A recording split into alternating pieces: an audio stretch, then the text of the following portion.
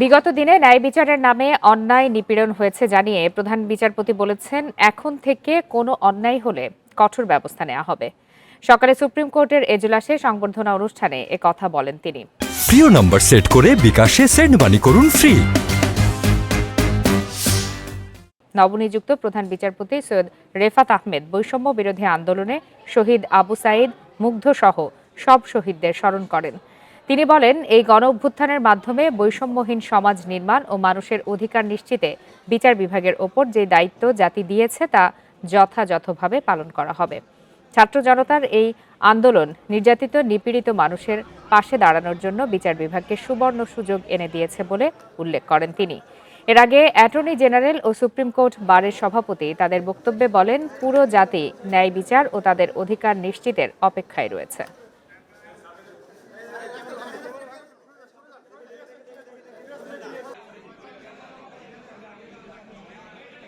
বিচার বিভাগে অনেক অনাচার হয়েছে, অন্যায় হয়েছে, অবিচার হয়েছে। রাজপথে যে গণ অভ্যুত্থানের উপাদান, যে দীর্ঘদিন ধরে অন্যায়কে ন্যায় বলা হয়েছে, তার কারণে তো এই গণ অভ্যুত্থান। এটা যেহেতু উনি ফিল করেছেন, উনি প্রেক্ষাপটে এটা বলেছেন। এ বিষয়ে আরো বিস্তারিত জানাতে এই মুহূর্তে হাইকোর্ট চত্বর থেকে যোগ দিয়েছেন সহকর্মী জাহিদুল বাশার। জাহিদুল বাশার, সকালে সুপ্রিম কোর্টের এজলাসে সংবর্ধনা অনুষ্ঠানে নবনিযুক্ত প্রধান বিচারপতি বেশ কিছু বার্তা দিয়েছেন, আপনি সেখানে ছিলেন, বিস্তারিত জানাবেন। দেখুন, এই যে সংবর্ধনা যেটি দেওয়া হয়েছে প্রধান বিচারপতিকে, এটি কিন্তু অন্যান্য সংবর্ধনার মতো নয়। সুপ্রিম কোর্টের যে রেওয়াজ, সেই রেওয়াজ অনুযায়ী প্রধান বিচারপতির যে সংবর্ধনা দেওয়া হয় সেটা কিন্তু এজলাসেই, সুপ্রিম কোর্টের যে 1 নম্বর কোর্ট যেখানে প্রধান বিচারপতি বসেন, যেখানে সুপ্রিম কোর্টের বাংলাদেশের অ্যাপিলেট ডিভিশনের ফুল বেঞ্চ বসে, সেই একেবারে এজলাসে বসে সেখানে এক ভরা তিল ধারণের জায়গা ছিল না আজকের এই এজলাস কক্ষে। এবং একই সাথে মঞ্চে কিন্তু প্রধান বিচারপতির সাথে এজলাসে কিন্তু হাইকোর্ট ডিভিশনের সকল বিচারপতিরা ছিলেন। সেইখানে যখন এই সংবর্ধনা অনুষ্ঠান হয়, তার প্রথম দিকেই একেবারে বক্তব্য দেন অ্যাটর্নি জেনারেল এবং সুপ্রিম কোর্ট বারের সভাপতি। এর পরপরই নবনিযুক্ত প্রধান বিচারপতি সৈয়দ রেফাত আহমেদ তিনি তার বক্তব্য তুলে ধরেন এবং বক্তব্যের শুরুতেই তিনি কিন্তু এই যে গণ অভ্যুত্থান হয়ে গেল, শিক্ষার্থীদের বৈষম্য বিরোধী ছাত্র আন্দোলনে যারা শহীদ হয়েছেন সবার কথা তিনি স্মরণ করেছেন, বিশেষ করে মুগ্ধ এবং আবু সাঈদের নাম সহ তিনি সবার কথা স্মরণ করেছেন এবং যারা এখন পর্যন্ত হাসপাতালে আহত হয়ে কাতরাচ্ছে তাদের নিরাময়ের জন্য তারা দোয়া করেন।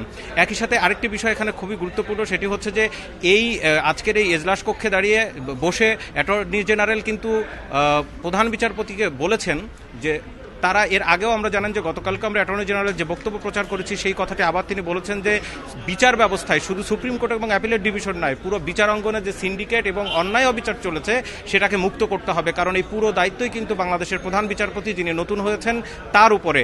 এবং এই বক্তব্যের পরে যখন প্রধান বিচারপতি বক্তব্য দিতে আসেন, তিনি শুরুতেই কিন্তু যে বক্তব্যটি আপনি এতক্ষণ বলেছেন এবং দর্শকরা এরই মধ্যে দেখেছে, তিনি বলেছেন যে এতদিন অন্যায় হয়েছে, ন্যায় বিচারের নামে নিপীড়ন হয়েছে, শঠতা হয়েছে এবং ন্যায় বিচারের নামে এই বিষয়গুলো স্বাভাবিক হয়ে গিয়েছিল। তিনি বুঝাতে চেয়েছেন যে মানুষ আদালতে আসে বা সর্বোচ্চ আদালতের কাছে যে প্রত্যাশা, সেই প্রত্যাশার বিপরীতে কি কি হয়েছে সেই বিষয়টি কিন্তু প্রধান বিচারপতি তুলে ধরেছেন। একই সাথে তিনি হুঁশিয়ারি দিয়েছেন যে তার বিচারাঙ্গনে বা এই পুরো বিচার বিভাগের সাথে যদি এ ধরনের অন্যায় বা অনাচার করতে চায়, এ ধরনের কোনো লোক থাকলে তাদেরকে আর সহ্য করা হবে না, তিনি এর বিরুদ্ধে কঠোর ব্যবস্থা নেবেন।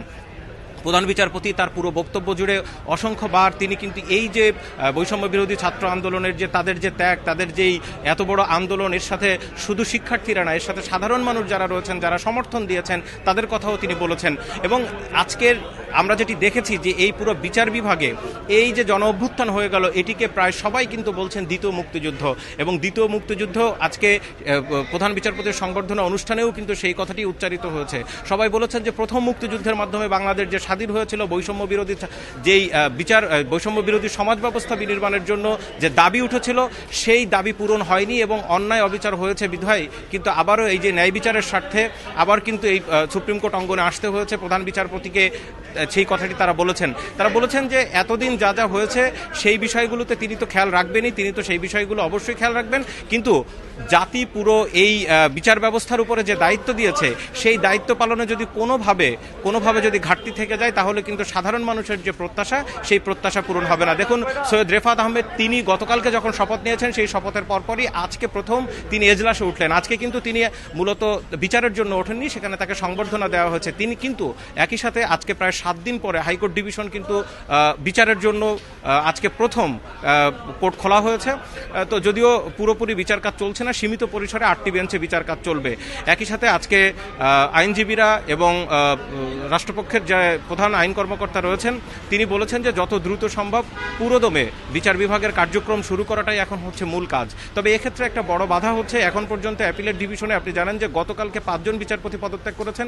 সেই 5 বিচারপতির পদত্যাগের পর তাদের জায়গাটি কিন্তু শূন্য রয়েছে। এখন অ্যাপিলেট ডিভিশনের 7 জনের জায়গায় প্রধান বিচারপতি এবং আশফাকুল ইসলাম এই 2 জন বিচারপতি রয়েছেন। এখনও কিন্তু 5টি পদ, তারও বেশি পদ ফাঁকা আছে, কিন্তু যেহেতু 5 জন পদত্যাগ করেছেন সেই জায়গাগুলোতে আমরা যেটি সংশ্লিষ্ট সূত্রে জানতে পেরেছি খুব দ্রুতই হাইকোর্ট ডিভিশন থেকে নতুন বিচারপতি নিয়োগ করা হবে এবং তাদেরকে নিয়োগ দেওয়ার পরপরই কিন্তু অ্যাপিলেট ডিভিশনও বসবে, কারণ বাংলাদেশের অনেক বড় বড় গুরুত্বপূর্ণ মামলা কিন্তু অ্যাপিলেট ডিভিশনে রয়েছে। সুতরাং সেই জায়গাগুলোতে দ্রুত বিচার কাজ শুরু করতে হবে। আর আমরা যেটি খবর পাচ্ছি যে আজকে যেহেতু 8টি বেঞ্চ সীমিত পরিসরে বিচার কাজ শুরু করেছে, খুব শীঘ্রই হয়তো হাইকোর্ট ডিভিশনের যতগুলো বেঞ্চ আছে সবগুলো বেঞ্চ বসবে। তবে আজকে সংবর্ধনা অনুষ্ঠানে প্রধান বিচারপতির যে বক্তব্য সেই বক্তব্য ধরে এটি বলা যায় যে আগামী দিনে এতদিন যা যা হয়েছে সেই জায়গাটিতে তিনি সর্বোচ্চ নজর দিবেন এবং ন্যায় বিচার প্রতিষ্ঠাই হবে তার প্রধান কাজ, সেটি তিনি খুব কঠোরভাবে বলেছেন। তিনি কিন্তু এই হাইকোর্ট ডিভিশনে 20 বছরেরও বেশি সময় ধরে বিচারক হিসেবে কাজ করছেন। 2003 সালে তিনি নিয়োগ পেয়েছিলেন। এবার তিনি অ্যাপিলেট ডিভিশনে উঠলেন এবং বাংলাদেশের প্রধান বিচারপতি। মামলার ন্যায় বিচার পাবে বলে সাধারণ মানুষ কিন্তু আশা করছে। জাহিদুল বাশার, আপনাকে অনেক ধন্যবাদ।